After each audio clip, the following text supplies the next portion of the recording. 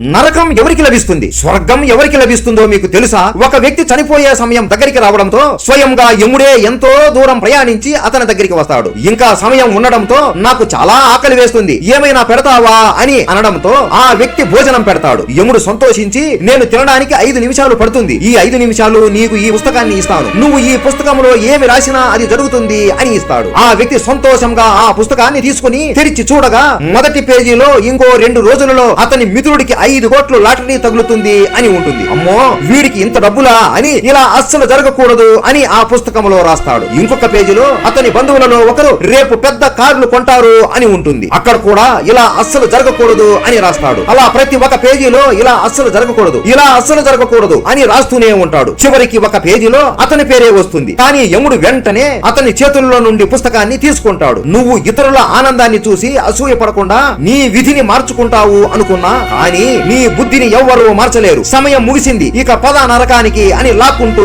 వెళతాడు. ఎప్పుడైనా ఇతరులకి చెడు జరగాలి అని ఆలోచిస్తే మీ జీవితమే నాశనమైపోతుంది. మీకు కూడా ఈ పుస్తకం ఇస్తే ఏం రాస్తారో చెప్పండి. జై యమధర్మరాజా.